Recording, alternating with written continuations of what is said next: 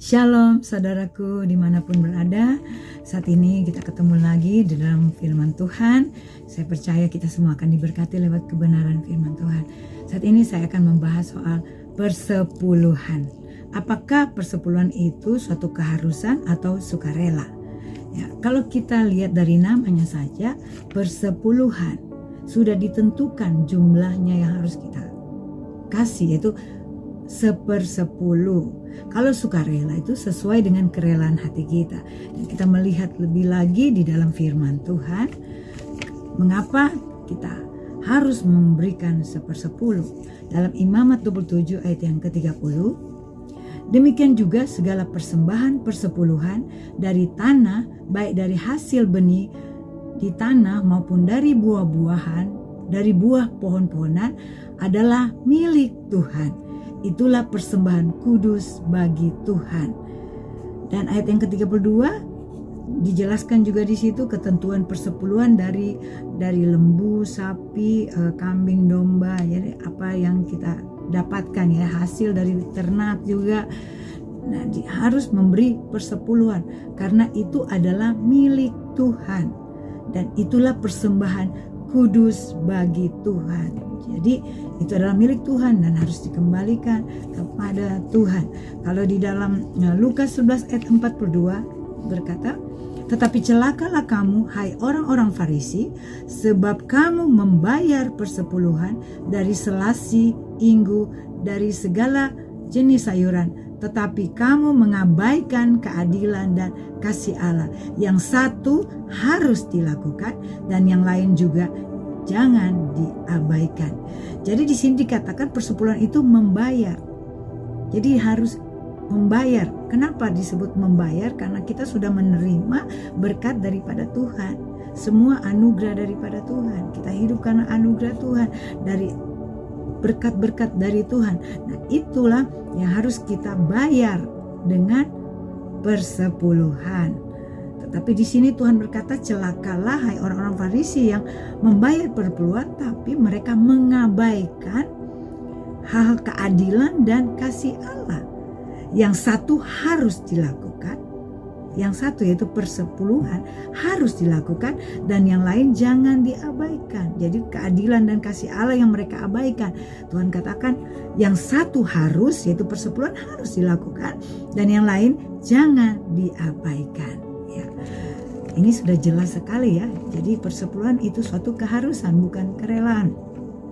Dan di ayat, kalau di dalam Bilangan 18 ayat 21, ya persepuluhan itu milik Allah dan kita harus kembalikan kepada Allah. Dan kita lihat di dalam Bilangan 18 ayat 21 mengenai Bani Lewi, sesungguhnya aku berikan kepada mereka segala persembahan persepuluhan di antara orang Israel sebagai milik pusakanya untuk membalas pekerjaan yang dilakukan mereka, pekerjaan pada kemah pertemuan. Jadi persepuluhan itu milik Allah dan Allah memberikan kepada suku Lewi, Bani Lewi, orang-orang Lewi yang melayani di kemah pertemuan. Ya, orang-orang yang melayani Tuhan.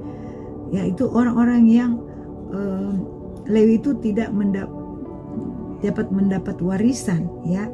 Jadi mereka itu mendapat hidup dari persembahan persepuluhan dari umat Israel. Dan Tuhan, dari milik Allah itu Allah berikan kepada orang Lewi yang melayani Tuhan, yang melayani di kemah pertemuan. Kalau saat ini adalah orang hamba-hamba Tuhan yang melayani dalam gereja, dalam ibadah, dalam pekerjaan Tuhan. Mereka yang berhak menerima perpuluhan, ya, persepuluhan dari jemaat Tuhan. Di ayat yang ke-26 juga dijelaskan orang Lewi pun, orang hamba-hamba Tuhan pun yang melakukan pekerjaan Tuhan di rumah Tuhan, dalam gereja, dalam ibadah. Di ayat 26 dijelaskan, secara demikian kamu pun harus mempersembahkan sebagai persembahan khusus kepada Tuhan sebagian dari segala persembahan persepuluhan yang kamu terima dari pihak orang Israel. haruslah kamu serahkan kepada Imam Harun. Orang-orang Lewi juga, pelayan-pelayan Tuhan juga memberi persembahan persepuluhan ya, yang disebut sebagai persembahan khusus. Jadi kalau dari bangsa Israel, jemaat Tuhan, umat Tuhan, itu disebut persembahan persepuluhan. Dan kalau dari Bani Lewi, hamba-hamba Tuhan yang melayani Tuhan, mereka memberi persembahan persepuluhan, itu disebut persembahan khusus. Persembahan khusus. Sehingga dikatakan di dalam Maleaki 3 ayat 8 sampai 10. Itu di situ jelas ya Saudara. Jadi jangan salah. Jadi persepuluhan itu umat Tuhan memberikan persepuluhan itu, membayar persepuluhan itu kepada orang-orang Lewi, kepada hamba Tuhan. Bukan diberikan kepada janda-janda miskin, janda-janda atau orang miskin atau yatim piatu, bukan. Kalau kita baca di dalam Maleaki 3 ayat 8 sampai 10 dikatakan, bolehkah manusia menipu Allah? Namun kamu menipu aku. Tapi kamu berkata, dengan cara bagaimanakah kami menipu engkau? Mengenai persembahan persepuluhan dan persembahan khusus. Jadi mengenai persembahan persepuluhan dari umat Tuhan dan persembahan khusus yang diberikan oleh orang Lewi atau hamba-hamba Tuhan, mengembalikannya. Ada yang tidak melakukan dan ada yang salah, dengan cara yang salah melakukannya ya. Itu sebabnya Tuhan menegur lewat kebenaran firman Tuhan, jangan menipu aku ya. Di ayat yang ke-9, kamu telah kena kutuk, tapi kamu masih menipu aku. Ayat yang ke-10 dijelaskan, bawalah seluruh persembahan persepuluhan itu. Jadi seluruhnya.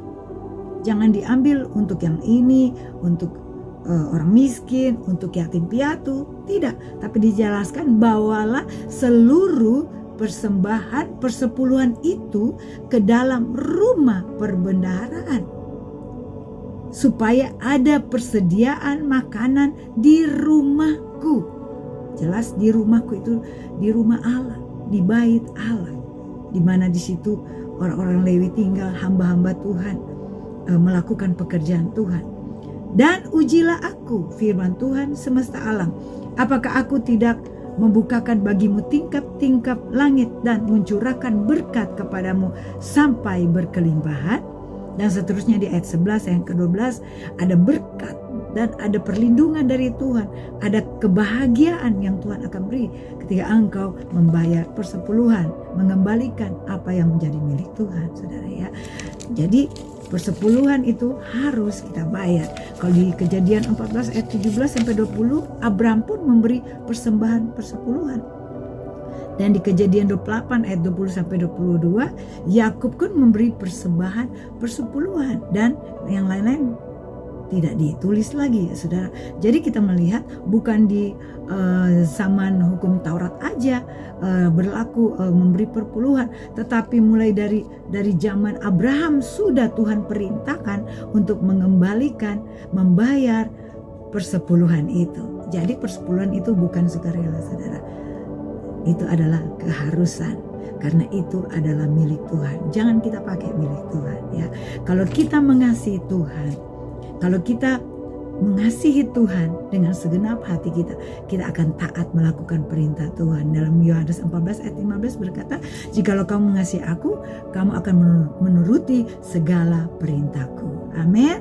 Jadi lewat kebenaran firman Tuhan ini, biarlah kita menjadi orang-orang yang taat pada perintah Tuhan, karena kita mengasihi Tuhan ya. Biarlah kita lakukan ini karena sudah kita mengerti dan pahami firman Tuhan. 1/10 adalah suatu keharusan, karena itu adalah milik Tuhan, bukan sukarela. Segala kemuliaan hanya bagi Tuhan. Tuhan Yesus memberkati kita semua. Haleluya.